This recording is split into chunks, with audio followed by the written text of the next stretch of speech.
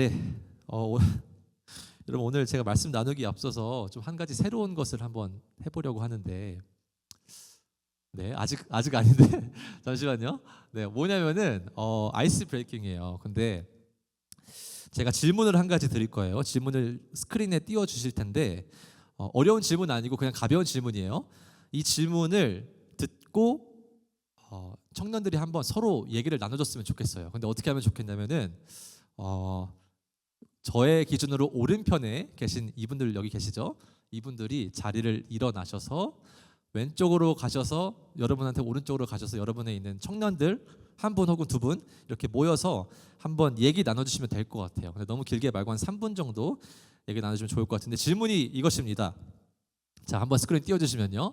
잘 안 보일 수도 있는데 네, 제가 한번 읽어드릴게요. 정말 사랑하는 연인이 있는데 남자친구 여자친구가 있는데 그분이 치명적인 단점이 있다라고 가정해 볼게요. 여러분의 선택은 무엇인가?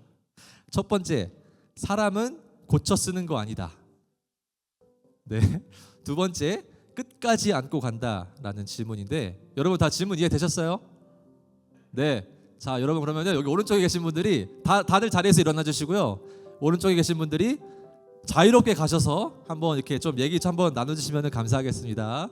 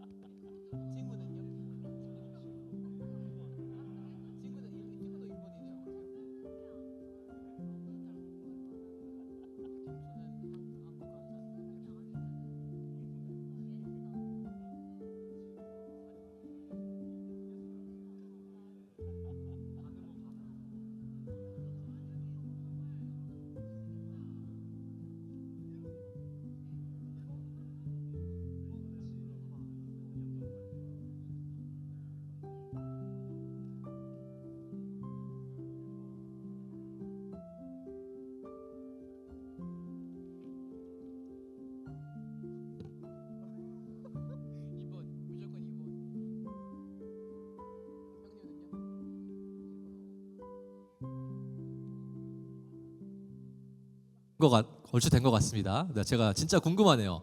자, 1번의 의미는 뭐예요? 사람은 고쳐 쓰는 거 아니다. 그 사람을 그냥 포기한다라는 의미죠. 자, 1번 혹시 하신 분 있나요? 1번? 1번 별로 없네요. 1번 하나, 둘, 셋, 다섯, 여섯, 일곱, 여덟, 한 20% 되는 것 같고 2번은 혹시 2번? 나머지 다 이거 와 낭만이 있으시는 우리 2번 분들. 좋습니다. 네, 여러분 오늘 방금 나눈 질문이 오늘 설교와 그래도 밀접하게 연관이 돼 있습니다. 네, 왜 그런가 하니 최근 몇 년간 참 이 단어를 많이 듣고 많이 쓰는 거를 들었던 것 같아요. 어떤 단어인가? 손절이라는 단어입니다. 손절 아시죠 다? 손절 구글링 해보니까 이렇게 나오네요. 손절은 주식시장에서 더 큰 손해를 막기 위해 손해를 감수하고 주식을 파는 행위인 손절매에서 유래한 말입니다. 일상에서는 시간, 감정, 에너지 등 낭비가 심하고 피해만 주는 사람이나 불필요한 관계를 미련 없이 끊어내는 것을 의미합니다. 자, 여러분 초등학교 혹은 뭐 유치원 때 우리 절교라는 말 쓰셨죠? 좀 유치하긴 하지만 뭐 귀여운 의미죠. 절교. 나 너랑 절교할 거야. 물론 요즘 우리는 그렇게 순수하게 이 절교를 선포하고 손절하지 않겠지만 생각보다 우리는 이런 손절에 익숙한 사회에 살고 있습니다. 그리고 본인에게 있어서 이 손절은 합리적인 경우가 많죠. 무슨 말인가? 아무나 갑자기 손절하면 그건 이상한 사람이죠. 그죠? 근데 내가 누군가를 손절한다 했을 때 그 사람은 나에게 뭐 피해를 주거나 상처를 주거나 나를 아프게 하는 사람일 겁니다. 그런 사람이 있다면 손절하는 게 우리는 인간적인 본능으로 합리적으로 보입니다. 왜냐하면 나라는 사람을 지켜야 하잖아요. 자, 그런데 우리는 손절에서 끝나지 않고 새로운 대안을 찾죠. 그죠? 여러분 만약에 아까 질문에서 1번이 이제 그 사람을 포기하는 거였죠. 만약에 여러분이 이성 관계에서 이제 헤어졌을 때, 만약에 그분을 손절했을 때, 손절한다고 평생 독신으로 사시는 않잖아요. 새로운 사람을 찾고 상처가 아물면은 새로운 관계, 새로운 사람을 찾게 된다는 것입니다. 그러니까 실패한 과거는 있고 더 나은 대안을 찾아서 살아가는 것이 바로 우리가 저와 여러분이 살아가는 세상에서 어떻게 보면 합리적이고 똑똑해 보이는 그런 방식이라는 것이죠. 자, 그렇다면 질문은 과연 중요한 것은 하나님은 과연 손절을 하실까? 하나님은 손절하실까? 이게 오늘의 설교의 말씀을 끌고 가는 질문입니다. 하나님은 과연 손절하실까? 만약에 손절하신다면 하나님은 어떤 대안을 가지고 계실까라는 것입니다. 저는 오늘 말씀을 토대로 과연 실패한 것 같은, 손절이 필요한 것 같은 그런 상황 속에서 하나님은 어떻게 하시는가, 어떠한 대안을 세우시는가라는 질문을 가지고 말씀을 나누겠습니다. 말씀에 들어가기 앞서서 지난주의 말씀을 조금 요약을 해봤어요. 이 요약본이 필요한데 지난주 말씀의 요약은 이렇습니다. 첫 번째, 엘리야라는 선지자가 있어요. 엘리야는 이스라엘의 회개를 바랬습니다. 근데 2번, 이스라엘은 회개하지 않았고 낙심하여서 광야로 들어갔습니다. 3번, 하나님께서 엘리야를 위로하시며 호렙산으로 보내셨습니다. 4번, 엘리야는 40주 40야를 거쳐서 호렙산에 이르렀습니다. 자, 근데 저 요약본에 다음 슬라이드 주시면요, 네, 제가 요약한 단어가 있어요. 광야, 호렙산, 40주 40야라는 단어입니다. 그리고 저 밑줄 친 단어 위에 제가 오늘 하나 더 애드하고 싶은 단어가 있는데 바로 오늘 본문 9절을 보시면요, 9절 상반부에 이렇게 나옵니다. 엘리야가 그곳 8절입니다. 제가 읽을게요. 8절이에요. 엘리야가 그곳 굴에 들어가 거기서 머물더니, 그 굴이라는 단어예요. 그 동굴이라는 단어인데 여러분 이 원문을 보시면은 그냥 아무런 굴 중에 하나가 아니라 A cave가 아니라 the cave예요. the cave. 그래서 어떤 특별한 굴이라는 거예요. 자, 그런데 다시 돌아와서 아까 그 밑줄 친 분 감사해요. 자, 광야, 호렙산, 40주 40야 그리고 굴까지 이 네 단어가 있는데 이 네 단어에 공통점이 있습니다. 이것들을 보면 혹시 어떤 게 좀 떠오르세요? 제가 맞히는 분은 뭐 해드릴 수 있는 건 없는데 맞히는 분 혹시 있으시면은 제가 광야, 호렙산, 40주 40야 그리고 굴. 좀 떠오르는 게 있으세요? 와, 역시 우리 찬양 팀장님 역시 다릅니다. 네, 모세입니다. 모세. 네, 자 다음 슬라이드 가주시면요, 잘 안 보이네요. 제가 좀 읽을게요. 네, 출애굽기라는 책에 보시면요 이런 말씀이 있어요. 모세가 광야 서쪽으로 인도하여 하나님의 산 호렙에 이르매. 24장 12절에 가면 이런 말씀이 있습니다. 여호와께서 모세에게 이르시되 너는 산에 올라. 여기서 말하는 산은 호렙산이에요. 그리고 그 뒤에 보시면은 여호와의 영광이 신의 산에 머무르고, 신의 산은 호렙산이라고 제가 지난주에 말씀드렸습니다. 그리고 18절에 가시면은 모세가 그 산 위에 올라서 40일 40야를 산에 있었다라는 말이 있어요. 그리고 33장에 가면은 내 영광이 지나갈 때 내가 너를 반석 틈에 두고, 내 영광은 여기서 하나님의 영광입니다. 너는 모세입니다. 학자들이 저 반석을 보고 오늘 본문 말씀에 있는 그 굴과 같다라고 해석을 하고 있습니다. 자, 정리하자면 광야에 있었던 모세, 또 호렙산으로 갔던 모세, 40주 40야 동안 그 호렙산에 위에서 하나님과 있었던 모세, 그리고 하나님께서 그 반석 틈에 모세를 두고 보호하셨던 그 모세를 그 광야와 호렙산과 40일 40야와 굴, 그 네 가지 키워드를 오늘 본문 말씀에 있는 엘리야 또한 그 모세가 서 있던 곳에 똑같이 서 있다라는 것입니다. 그러니까 다시 말해서 이 열왕기상을 쓴 저자가 모세와 엘리야를 오버랩하고 있다는 거예요. 지금 둘을 오버랩, 겹쳐서 지금 보여주고 있다는 것입니다. 자, 근데 놀라운 게 이 모세와 엘리야가 공통적인 게 같은 장소에 있었을 뿐만 아니라 같은 상황에 있었어요. 무슨 말이냐면 지금 엘리야가 지난주에 무슨 상황이었죠? 엘리야가 전장에서 하나님의 불을 보았습니다. 사람들이 모두 다 보았습니다. 그런데 그 불을 보고도 회개하지 않았죠. 그죠? 이세벨의 완악한 마음이 있었습니다. 똑같이 모세를 보면요, 모세도 똑같은 그런 이스라엘 백성들의 상황을 겪었습니다. 창세기 32장 1절에 가시면요, 네, 아까 말씀드렸던 것처럼 모세가 그 하나님과의 그 언약을 위해서 40일 40야 동안 그 시내산 위에 있었어요. 자, 그런데 그 모세가 위에 있는 동안 무슨 일이 일어나는가? 제가 한번 읽어드릴게요. 백성이 모세가 산에서 내려옴이 더딤을 보고 모여 백성이 아론에게 이르러 말하되 일어나라, 우리를 위하여 우리를 인도할 신을 만들라. 이 모세, 곧 우리를 애굽 땅에서 인도하는 사람은 어찌 되었는지 알지 못함이니라. 여러분, 지금 무슨 말이에요? 모세가 지금 40일 동안 산에 너무 오래 있으니까 모세 죽은 거 아니야? 모세 어떻게 된 거 아니야? 우리를 위한 신을 만들어줘 라고 지금 백성들이 지금 얘기하는 거예요. 그래서 어떻게 하는가? 그 유명한, 백성들이 뭐를 만들어요? 금송아지를 만든다는 것입니다. 32장 4절에 가시면 이렇게 나옵니다. 아론이 그들의 손에서 금고리를 받아 부어서 조각칼로 새겨 송아지 형상을 만드니 그들이 말하되 이스라엘아, 이는 너희를 애굽 땅에서 인도하여 낸 너희의 신이로다.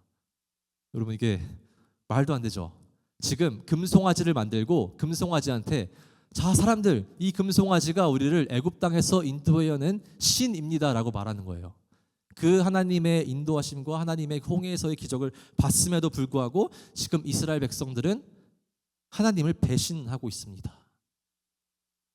하나님의 반응이 그 다음에 나오는데요, 32장 9절부터 10절까지 말씀이에요. 여호와께서 모세에게 이르시되 내가 이 백성을 보니 목이 뻣뻣한 백성이로다. 중요한 건 다음 절입니다. 그런즉 내가 하는 대로 두라. 내가 그들에게 진노하며 그들을 진멸하고 너를 큰 나라가 되게 하리라. 여기서 말하는 너는 모세예요. 하나님이 말씀한 게 무엇이냐? 지금 이스라엘 백성들이 금송아지를 세우고 하나님을 배신했습니다. 하나님이 어떻게 합니까? 다 쓸어버리고 다 죽여버리고 모세, 너로 새로운 시작을 하겠다라고 하나님이 지금 진노하면서 말씀하는 겁니다. 자, 그런데 하나님께서 모세에게 말씀하신 게 지금 무엇인가? 제가 방금 읽어드렸던 그 말씀이 무엇인가? 아까 저희가 설교 초반에 손절이라는 단어를 사용했죠. 하나님께서 이렇게 말씀하는 겁니다. 모세야, 이 이스라엘 백성들 정말 답이 없다. 내가 걔네를 손절해버릴 테고 새로운 대안과 새로운 나라와 새로운 시작을 너를 통해서 다시 짤게 라고 하나님께서 말씀하시는 겁니다. 그 이스라엘의 백성들의 배신과 하나님의 이 분노를 아는, 그 배경을 아는 독자들은 오늘 엘리야로 넘어와서, 엘리야도 같은 시대였죠. 하나님의 그 불을 보았음에도 회개하지 않았습니다. 엘리야는 이러한 마음이 스멀스멀 올라왔을 거예요. 본문 9절부터 10절까지 말씀인데요, 한번 읽어볼게요. 네, 엘리야가 시작. 엘리야가 그곳 굴에 들어가 거기서 머물더니 여호와의 말씀이 그에게 임하여 이르시되 엘리야야, 내가 어찌하여 여기 있느냐? 10절 말씀이요. 그가 대답하되 내가 만군의 하나님 여호와께 열심히 유별하오니 이는 이스라엘 자손이 주의 언약을 버리고 주의 제단을 헐며 칼로 주의 선지자들을 죽였음이오며 오직 나만 남았거늘 그들이 내 생명을 찾아 빼앗으리라 하나이다. 지금 엘리야가 무엇을 하는가? 지금 이스라엘 백성들을 하나님께 고발하고 있습니다. 하나님, 이스라엘 백성들 보십시오. 이스라엘 백성들이 주의 언약을 버리고 주의 제단을 헐고 주의 선지자들을 칼로 죽였습니다 라고 하나님께 고발하고 있다는 것입니다. 엘리야에게 이런 고발을 하는 엘리야에게 어떤 마음이 있을까요? 엘리야에게 어떤 기대가 있을까요? 마치 하나님이 금송아지를 세운 그 이스라엘 백성들을 싹 쓸어버리고 새로 시작하겠다라고 모세에게 말했던 것처럼 어쩌면 엘리야에게 그러한 기대가 있는 것이죠. 엘리야가 뭐라 말해요? 마지막에 오직 나만 남았거늘. 주님, 저밖에 안 남았습니다. 지금 이 자들은 하나님을 배신하고 배반하고 주의 불을 보았음에도 주님께 돌아오지 않은 자들은 답이 없는 그런 자들입니다. 주님, 손절하시고 새로 시작하시죠. 새로운 계획과 새로운 플랜 시작하시죠 라고 생각이 드는 게 당연하지 않겠습니까? 왜 하나님께서 엘리야를 이 호렙산으로 보내셨고 왜 40일 40이야? 왜 하나님께서 엘리야를 모세와 오버랩시키고 모세에게 말씀하신 그 진노의 내용, 새로 시작하겠다라는 그 진노의 내용을 기대하게 하실까요? 여러분, 그 오늘 엘리야가 있던 그 브엘세바에서 하루 떨어진 광야에서 하나님의 산 호렙산까지 단 열흘이면 간다고 합니다. 근데 그 거리를 40일 40이야, 정확하게 40일을 걸리게 하셨어요. 그 말은 지금 하나님께서 엘리야와 모세를 동일선상에 놓고 있는 거예요. 그런데 모세에게는 그 백성들을 쓸어버리고 다시 시작하겠다라고 말했습니다. 엘리야도 그러한 기대를 품는 게 당연하겠죠.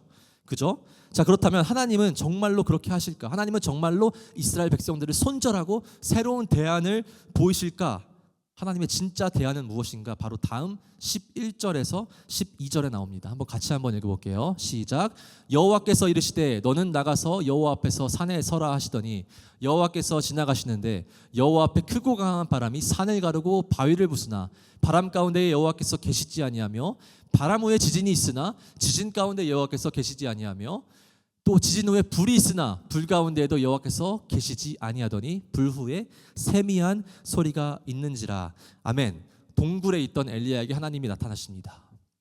그리고 그에게 세 가지 하나님의 현상을 보여주십니다. 첫 번째 무엇입니까? 바로 크고 강한 바람, 이 산을 가르고 바위를 부셨다라고 말합니다. 엘리야는 기대했을 겁니다. 주님의 크고 강한 심판이 드디어 임하는구나. 하나님 모세에게 말했던 것처럼 크고 강한 바람을 통해서 이 말 안 듣는 백성들을 싸그리 쓸어버리고 새로 시작하는구나 라고 기대하는데 그곳에 하나님이 계십니까? 그곳에 여호와께서 계시지 아니하며. 두 번째, 바람 후에 지진이 일어납니다. 땅이 흔들리고 땅이 갈립니다. 자, 이번엔 진짜다. 정말 하나님의 놀라운 능력과 심판을 통해서 그들을 다스리겠구나 라고 하지만 이번에도 하나님은 여호와께서 계시지 아니하더니. 세 번째입니다. 11절, 12절. 지진 후에 불이 있으나 18장 갈멜산에서 보았던 그 불이 다시 한번, 그 능력의 불이 다시 한번 내리는구나 라고 기대했겠지만 말씀은 다시 한번 못을 박습니다. 여호와께서 계시지 아니하더니. 여러분, 구약 성경을 보시면요, 이 지진과 바람과 불은 하나님의 임재를 상징합니다. 하나님께서 강력한 임재를 하실 때 쓰시는 전형적인 방법이에요. 그런데 오늘 말씀이 뭐라고 말합니까? 그곳에 하나님이 없었다. 그 대신 뭐가 있어요? 불 후에 세미한 소리가 있었다라고 말합니다. 세미한 소리. 여러분, 그 모든 화려하고 시끌벅적한 것들이 지나간 뒤에 오늘 말씀은 세미한 소리가 있다라고 말해요. 여러분, 이 세미한 소리를 얼핏 들으면 하나님께서 뭐 속삭이시나? 귓속말로 뭐 이렇게 속삭이시나라고 할 수도 있지만 이 본문, 이 세미한 소리의 원문을 보시면요, 세미한 소리, 작은 소리가 아니에요. 그냥 침묵입니다. 침묵, 정적이라는 것이에요. 바람이 엄청 세게 불고 불이 내리고 지진이 땅에 흔들리는 그런 요란법석한 그 후에 정적이 있었다라는 것입니다. 하나님께서 침묵하셨다라는 것입니다. 하나님께서 새로운 시작을 기대하고 있는 그 백성들을 손절하고 포기하고 새로운 시작을 기대하고 있는 엘리야에게 대답하신 방법은 무엇입니까? 바로 침묵이라는 것이에요. 여러분, 그 드라마 더 글로리라고 아시죠? 다 보셨을 거예요. 보셨지 안 하시지만 그 극 중에 그 하도영이라는 자가 있어요. 그죠? 그리고 박연진이라는 자가 있습니다. 박연진이라는 자가 그 둘이 부부인데 답을 안 하니까 박연진이 왜 그 남편한테 이런 거죠? 왜 답을 안 하냐? 그 하도영이 뭐라고 해요? 그 명대사가 뭡니까? 다 모르세요? 했어, 무응답으로라는 말 하잖아요. 그 말처럼 하나님께서 지금 엘리야에게 답하는 겁니다. 무응답으로, 침묵으로 엘리야에게 답하는 거예요. 자, 그렇다면 하나님은 왜 더 강력하고 더 멋있고 더 선명하게 하나님 되심을 보이지 않고 왜 침묵으로 엘리야에게 답했냐라는 것입니다. 여러분, 신앙생활을 하다가 다양한 사람을 만납니다. 다양한 믿음을 가진 사람을 만납니다. 자, 그런데 우리 이런 얘기를 할 때가 있어요. 아직 초신자이거나 아직 무신론자이거나 그런 사람들이 이런 말을 합니다. 내가 하나님을 내 눈으로 보게 된다면, 하나님의 음성을 들은다면, 나의 인생 가운데 기적을 보게 된다면 그때 내가 하나님 계신 줄 알고 그때 내가 믿을게 라고 말한 그거 아시죠? 그런 분들이 계시죠? 그들의 이유와 논리는 얼핏 보면 타당해 보이고 정말 맞아 보여요. 그죠? 난 하나님 보고 싶은데 왜 하나님 눈에 안 보이냐? 보여주시면 믿을게요 라는 거죠. 근데 오늘 말씀을 통해 알 수 있는 것이 무엇입니까? 하나님은 이미 그러한 능력을 보여주셨어요. 성경에서 수도 없이. 모세의 때를 볼까요? 이집트에서, 애굽에서 열재앙을 내리시고 그들을 건지실 때 바다가 갈라지는 기적을 보였습니다. 그런데 그들의 결말은 뭐였습니까? 금송아지였습니다. 오늘 엘리야의 말씀, 그 시대의 사람들을 보면은 엘리야 그 바로 전장에 18장에 하나님의 불을 보았습니다. 하지만 그들이 회개했습니까? 그들이 분명 엎드려져서 여호와가 하나님이다라고 말을 했지만 이세벨의 그 완악한 마음 앞에 다 무너졌다라는 것입니다. 자, 그렇듯 우리는 주님의 그 압도적인 능력과 초자연적인 신비를 바라고 그럴 때야 주님을 믿겠다라고 말하지만 사실은 그것은 잘못된 것이죠. 왜냐하면 그렇게 보여줘도 믿지 않아요. 그거는 2000년 전에 2600년 전에 사람들이니까 그렇게 하지, 나는 보면 믿을 건데, 아니요, 그 시대의 사람들과 우리는 생각보다 다르지 않습니다. 나는 기적을 보아도, 나는 하나님의 불을 보아도 안 믿을 사람은 안 믿는다라는 것입니다. 하나님은 그걸 아시기에 힘의 논리로 우리를 억지로 믿게 만들지 않는다는 것이에요. 하나님이 찍어 눌러서 야 너네 나 믿어라고 하지 않는다는 것이에요. 그죠? 그 대신 하나님이 택하신 방법이 무엇입니까? 바로 침묵으로, 고요함으로, 무응답으로 엘리야에게 답하십니다. 그 침묵의 의미는 무엇입니까? 엘리야는 기대합니다. 바람과 지진과 불을 통하여서 새로운 시작, 이들을 손절해버리고 새로운 대안, 새로운 플랜 B, 새로운 시작을 새로 시작하시죠. 주님, 이들은 답이 없고 가망이 없습니다. 그런 엘리야의 기대와 물음에 주님께서 뭐라고 답하시는 거예요? 아니, 나는 그렇게 일하지 않을 거야. 나는 이 백성들을 포기하지 않을 거야. 나는 이 백성들을 버리지 않을 거야. 떠나지 않을 거야 라는 것을 하나님께서 침묵으로 보여주셨다라는 것입니다. 이 플랜 B가 없다라는 것은 무슨 말입니까? 플랜 B가 없어. 그럼 뭐예요? 플랜 A만 있죠. 하나님의 원래 계획. 플랜 A로 간다라는 것입니다. 플랜 A는 무엇이에요? 하나님은 포기하지 않는다. 하나님은 신실하신 분이기 때문에 그 이스라엘 백성들이 금송아지를 만들고 그 이스라엘 백성들이 하늘의 불을 보아도 나를 믿지 않아도 그럼에도 불구하고 나는 그들을 통해서 나의 구원 역사를 이끌어 가시겠다라는 것이 바로 플랜 A입니다. 우리는 상대방이 내 말을 안 듣고 나를 무시하고 나를 상처 주고 나에게 피해가 주면 가차없이 손절하고 대안을 찾습니다. 그렇죠? 그것이 그리고 합리적이에요. 그것이 우리가 세상을 살아가는 방식입니다. 하지만 하나님 나라의 방식은 손절이 아니라 포기가 아니라 하나님께서 인내로 품고 가신다라는 겁니다. 비록 이스라엘 백성들은 하나님과의 언약을 깼지만 하나님은 그 언약을 깨지 않는 그 신실함이 있다라는 것입니다. 사랑하는 여러분, 우리 인간의 신실하지 못함이, 우리의 실패가, 우리의 하나님 앞에서 넘어짐이 하나님의 신실하심을 깰 수 없습니다. 우리의 넘어짐과 우리의 연약함이 우리를 향한 하나님의 사랑과 구원을 막을 수는 없습니다. 그 사랑과 구원은 쓰나미 같은 거예요. 전혀 막을 수가 없습니다. 여러분, 우리가 똑같은 죄에 걸려 넘어지죠. 똑같은 죄에 걸려 넘어질 때마다 때로는 두려움으로, 때로는 무감각함으로, 때로는 아무렇지 않음으로, 때로는 하나님께 미안함으로 나아갑니다. 하지만 여러분 기억하십시오. 우리의 구원과 하나님 나라의 완성은 우리의 신실함에 있지 않습니다. 우리의 신실함에, 우리의 잘남과 우리의 열심과 우리의 신앙에 있는 것이 아니라 하나님 나라는 하나님의 신실하심으로, 하나님의 인내하심으로, 하나님의 포기하지 않으심으로 하나님 나라가 구원이 완성된다라는 것입니다. 즉 하나님께서 택하신 방법은 무엇입니까? 백성들을 버리는 거예요? 백성들을 손절하는 겁니까? 백성들을 포기하는 겁니까? 그렇지 않다라는 것입니다. 비록 그들이 말을 안 듣고 연약하고 자꾸만 넘어지지만 계속해서 그들을 세우시고 그들을 통해서 하나님의 일을 이루시는 게 하나님의 일하시는 방식입니다. 그런 하나님의 신실하심이 바로 오늘 본문 18절에 나옵니다. 18절 말씀 한번 띄워주시면요, 한번 같이 한번 읽어보겠습니다. 시작. 그러나 내가 이스라엘 가운데에 7,000명을 남기리니 다 바알에게 무릎을 꿇지 아니하고 다 바알에게 입맞추지 아니한 자니라. 아멘. 자, 10절 말씀 한번 보여주세요. 10절 말씀이요. 10절 말씀에 보면은 왜 엘리야 너 여기 왜 있어? 라고 하는 물음에 엘리야가 뭐라 말하냐면 마지막에 보시면은 나만 남았대요. 다 죽고 주님을 다 떠나고 주님의 불순종하고 나만 남았다라고 지금 엘리야가 말합니다. 근데 하나님이 말씀하시는 거예요. 너만 남지 않았어. 7,000명이 남았다고 본문 18절에서 말씀하십니다. 자, 그런데 본문 18절을 다시 한번 보여주시면요, 18절에 이 말씀의 주어를 한번 잘 보세요. 주어가 7,000명이 아니죠. 주어는 내가입니다. 나는 누굽니까? 하나님이죠. 7,000명이 열심히 있고 충성심이 있고 믿음이 좋아서 7,000명이 남은 게 아니에요. 하나님께서 이스라엘 가운데 7,000명을 남기리니 하나님께서 그들을 남기셨다라는 것입니다. 하나님께서 그들을 붙잡아 남겨두셨다라는 것입니다. 그리고 이 사건을 600년이 지나서 바울이라고 하는 한 사도가 이 사건을 가지고 옵니다. 여러분, 아까 제가 엘리야가 모세와 오버랩 된다고 말씀드렸죠. 근데 바울 또한 엘리야와 오버랩되고 모세와 오버랩돼요. 무슨 말인가 하니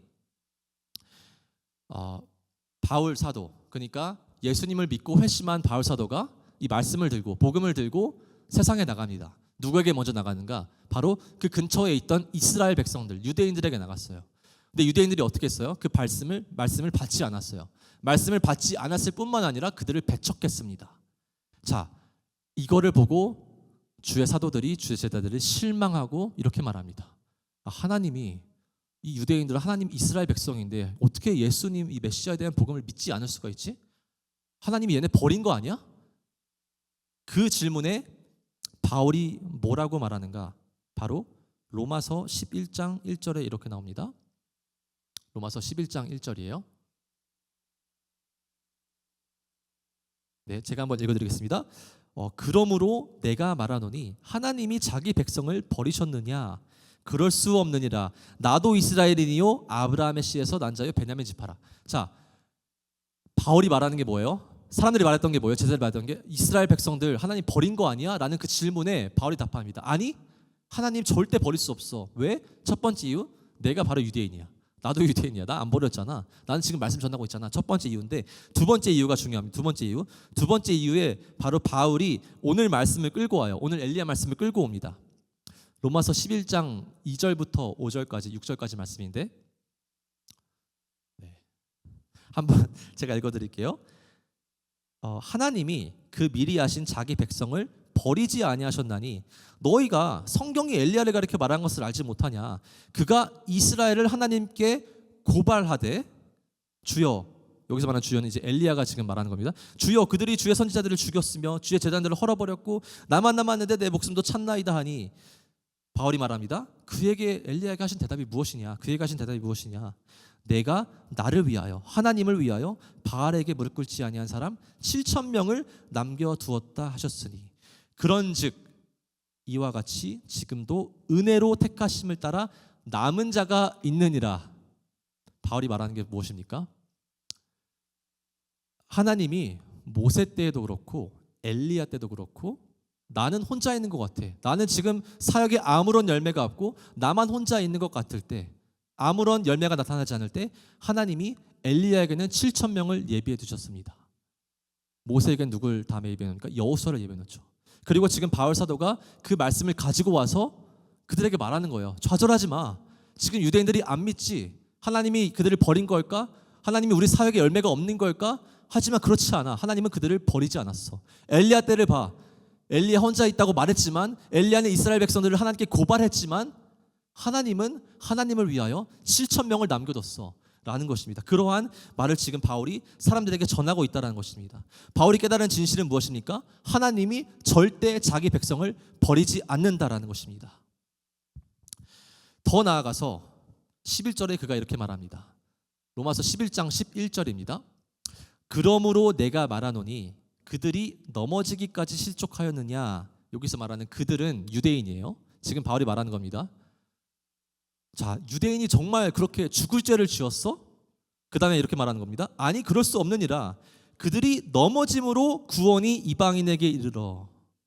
바울이 이렇게 말하는 것입니다. 정말 유대인들이 그렇게 죽을 죄를 지었어? 그들이 정말 손절당할 만해? 아니 그렇지 않다라는 것입니다. 왜? 오히려 그들의 넘어짐으로 구원이 이방인에게 이르렀다라고 말하는 것이 무슨 말인가 하니 사도행전에 가시면요, 바울의 이 전도 여행이 나옵니다.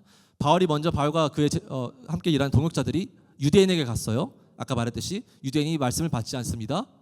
그러자 어디로 갑니까? 바울이 이방인에게 갔다라는 것이에요. 이방인에게 갑니다. 이방인에게 복음을 선포합니다. 이방인이 복음을 듣습니다. 회심합니다. 그들 가운데 새로운 사도가 세워집니다. 그 새로운 이방인이 또 다른 이방인으로 주의 말씀을 알지 못하는 곳으로 그 이방인이 달려간다는 것이에요. 그 이방인이 흘러 2000년이 지나서 미국에 왔고 한국에 왔고 그 복음이 여러분에게 왔다라는 것입니다. 그 하나님의 복음이, 하나님의 일하시는 방식이 만약에 그냥 사람들이 실패하고 하나님의 말을 듣지 않았다고 해서 하나님이 그들을 폐기하고 버려버렸다면 하나님의 구원 역사는 절대 일어날 수 없는 것이죠. 하지만 하나님께서 그 백성들이 부족함에도 불구하고 그들을 통해서 일하셨기에 유대인들이 설사 믿지 않는다라고 하더라도 그들의 넘어짐을 통해서라도 하나님께서 복음을 이 땅 가운데 저와 여러분이 서 있는 오늘날까지 돼서도 그 복음이 흘러 정말 물을 건너고 산을 넘어서 시간을 뚫고 저와 여러분에게 왔다라는 것입니다. 이 모든 것이 가능했던 이유는 그 어떤 인간의 배신과 실패로도, 인간의 넘어짐으로도 계획을 바꾸지 않는, 손절하지 않는 하나님의 어떠한 고집스러운 은혜가 있기 때문에 가능했습니다. 그 하나님의 고집이 흘러 저와 여러분에게까지 왔습니다. 사도 바울은 이것을 무엇이라 표현하는가? 이것을 은혜라고 말합니다. 하나님께서 우리를 버리지 않고 우리를 포기하지 않고 지금까지 그 백성들을 끌고 와서 우리를 살리신 바로 그 은혜를 얘기하고 있습니다. 네, 말씀을 맺겠습니다. 설교 초반에 제가 아까 그 질문 보시면은 사람은 고쳐 쓰는 게 아니다. 사람은 변하지 않는다. 오히려 손절하고 새로운 대안을 세우는 것이 합리적이다라는 세상 방식을 여러분께 나눠드렸습니다. 하지만 하나님께서 만약 세상의 방식대로 일해 오셨다면 저와 여러분은 진작에 하나님께 손절당해서 이 자리에 없을 것입니다. 똑같은 죄에 빠지고 주의 말씀을 듣지 않고 나의 원함대로 나의 욕망대로 살다가 어쩌면 이 습관처럼 교회에 지친 몸을 끌고 나오는 모습이 저와 여러분의 모습일지도 모르겠습니다. 하지만 하나님께서 그러한 우리의 모습을 기준으로 삼으셨다면, 구원의 기준으로 삼으셨다면 우리는 진작에 폐기됐을 것입니다. 진작에 버려졌을 것입니다. 하지만 여러분이 지금 앉아있는 곳을 한번 보십시오. 여러분이 한번 앉아있는 곳, 여러분은 지금 예배 드리러 왔습니다. 우리에게 그토록 똑같은 죄에 넘어지는 더러운 모습이 있으면서도 왜 우리는 지금 여전히 이 예배의 자리에 나왔을까요? 왜 여전히 교회에 나올까요? 여러분이 모태신앙이기 때문에 습관적으로 나왔습니까? 여러분이 주일날에 심심해서 나왔습니까? 여러분이 사람을 만나러 나왔습니까? 그 어떠한 것도 진짜 이유가 될 수 없다라는 거예요. 진짜 이유는 무엇입니까? 여러분의 동기가 무엇이든지 여러분의 믿음이 얼마나 크던 작던 간에 진짜 이유는, 여러분이 지금 예배 자리에 있는 그 이유는 여러분을 포기하지 않는 하나님의 그 신실하신 은혜가 이 자리에 붙들어 남겨두셨기 때문입니다. 마치 하나님께서 엘리야에게 7,000명을 남기셨던 것을 보여줬던 것처럼 하나님께서 바울 사도에게 그 유대인들이 비록 말씀을 믿지 않지만서도 그의 사도들과 그의 동역자들을 통해서 그들의 넘어짐을 통하여서 오히려 이방인에게 그 복음이 나아갔던 것처럼 하나님께서 우리를 이 자리에 붙들어 남겨두셨기 때문에 저와 여러분은 지금 예배 자리에 있습니다. 그것만이 진정한 이유예요. 나의 다른 그 모든 동기와 이유는 2차원적인 것입니다. 진짜 이유는 하나님께서 나를 위해, 하나님을 위해 남겨두셨다라는 것입니다. 여러분, 그러기에 흔들리지 마십시오. 불안해 마십시오. 이미 예수 그리스도의 십자가로 하나님의 변하지 않는 계획과 하나님의 변하지 않는 그 플랜 A는 증명이 되었습니다. 그 증명된 사실을 누리면서 살아가십시오. 하나님의 십자가로 그 플랜 A는 실패한 플랜이 아님이 증명이 되었어요. 나의 넘어짐보다 하나님의 신실하심이 훨씬 크다는 사실을 기억하면서 또 나를 포기하지 않는 하나님의 고집스러운 은혜를 의지하면서 담대히 주님께서 부르신 그 사명의 자리로 나아가시는 저와 여러분 되시기를 간절히 기도하겠습니다.